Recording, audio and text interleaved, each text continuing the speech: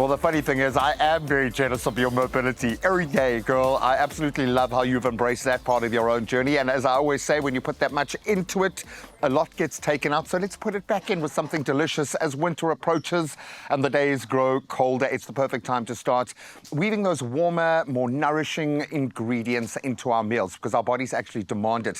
From the soothing spice of ginger tea to a golden turmeric brew and a rich, slow-simmered beef stew full of seasonal vegetables. It's like a hug in a pot. These recipes are made to make you feel warm from the inside out. And Marie is here to help us understand just why all of these ingredients make all the difference. Thank you so much. Being a registered dietitian, I would imagine your family and all of your friends do lean on you in the colder winter months. So I've got to ask, for you, how are you feeling? Do you kind of feel like you've got to ramp up your game going into winter and start including more of the gingers and the turmerics and the things that bolster the immune system? How do you approach winter?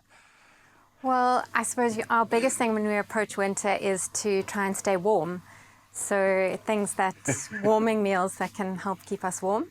And of course, your spices like your ginger, cinnamon, have great anti-inflammatory properties, antioxidant properties, which are really beneficial. I'm so glad you used the word anti-inflammatory. It seems like a bit of a buzzword at the moment. And it feels like we're making links there now that we maybe were in denial about, or maybe we just hadn't made those connections, but the connection to a sugar-rich diet and inflammation. Are you finding that there has been a bit of a transformation now? So I'm just keeping an eye on our pots as we go. Inflammation is a big problem in our bodies due to bad diets, sun damage, all sorts. So we now recognize how much of an impact inflammation can actually have. And often, I think we don't anticipate or don't kind of make the connection between our mouth and our heart, or these systems where if one's inflamed, then we don't kind of make that connection while the rest of our system could be. So I'm going to, launch ahead while we're cooking. Now, normally, we've got our beautiful beef, which I would normally actually roast off a little bit in the oven to bring out those rich flavors. And I'm really getting a lot of benefit from, with my protein, making sure that the fats and the proteins are in good balance. Is that a correlation that when doing a protein-rich diet or wanting to get those good meats in, what's the best way to get that protein in? And what are the good proteins that we lean on in winter? So, of course, from a health point of view, and if we're talking about inflammation, red meat isn't your best it's option not your to best go friend, for. exactly. Yes, so a leaner protein, lean chicken, fish is an incredible source of anti-inflammatory fats. So, yeah, definitely lean protein, chicken. But of course, there is a place for red meat in the diet. So usually we recommend 1 to 2 times a week, something like that. I was going to say, how do you, because balance seems to be the key thing. So when building up, and maybe that will change a little bit in winter because maybe our immune system demands a bit more, but how do you go about building that? What are the building blocks look like for a well-balanced nutritional approach to winter? So, well, of course, it just goes back to basics, and people find that quite boring, but that's the reason why these things have stuck around. It's like get your fruits and vegetables. It's the most boring long-term story everyone's told, but 5 fruit and vegetables every day. Get your lean protein, whether it's from meats, whether it's, if you're following a plant-based diet, you can look at getting it from chickpeas or lentils. You could put those kind of things in the stew.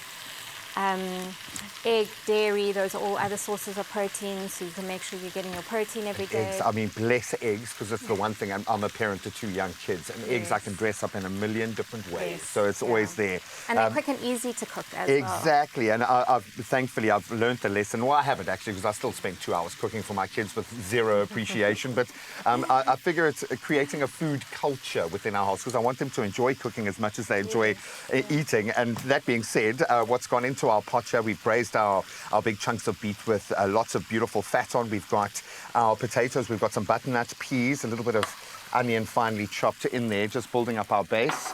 Now our celery goes in, and this is what I love about this kind of comfort food. You just let it cook slowly, and I kind of feel like when you cook something slowly, you're doing a little bit of the work for your gut. It just feels like you're working together. But kind of make the correlation with the gut, because it feels like most things lead back to that now, that we now understand that even emotional health somehow stems from the gut. Why is the gut so central to our overall well-being, do you think?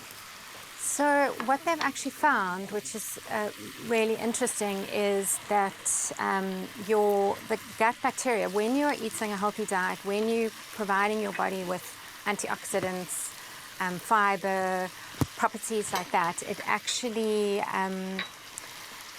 it encourages the growth of good gut bacteria. What these gut bacteria do is they produce short-chain fatty acids, which help the gut wall. So if you think about your body, the two main barriers between the exterior and the interior are your skin and your gut. So everything that you eat is a risk of getting toxins into your body. So what you want is to have a really strong gut wall. So the gut bacteria is very important from that. So what it does is it prevents inflammation being able to get into your body. Because that's like a major gateway in and out of the body. Okay, that being said, I think let's crack on with our tea here while we've got some beautifully boiling water, because this is a very quick and simple way. And I always think of kind of, in my health journey, plants, medicine. That's where you're going to get the really good stuff. So what's going to go into our little tea here? Okay, so over here we've got some lemon juice. We've got some honey.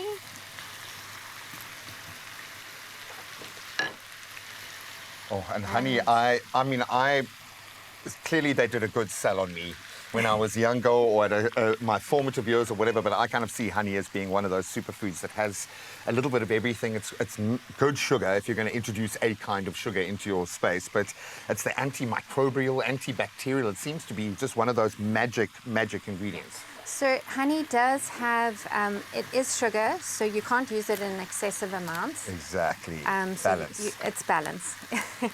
But yes, it does have small antimicrobial properties, less processed than other sugars. I love it. Okay, so we've got our ginger, our honey. And then some cinnamon. So our cinnamon and ginger both have great anti-inflammatory and antioxidant properties. Ginger, we also know, has very good for nausea. It's often used to help with digestion. So it's great from that point of view. Also has some antimicrobial properties.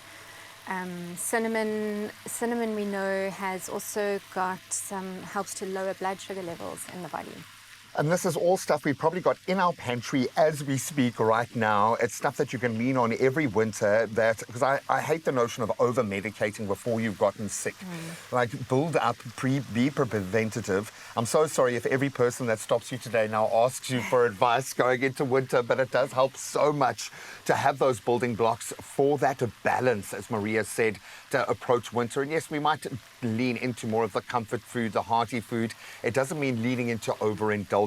We still need to look after ourselves. And if you want to, I'm about to add the stock to our beautiful stew and let that simmer for the next couple of hours. But if you'd like to emulate, you can find this recipe at expressoshow.com. We'll be back in the kitchen in just a moment. I do feel like I'm missing. Oh, you can make my day.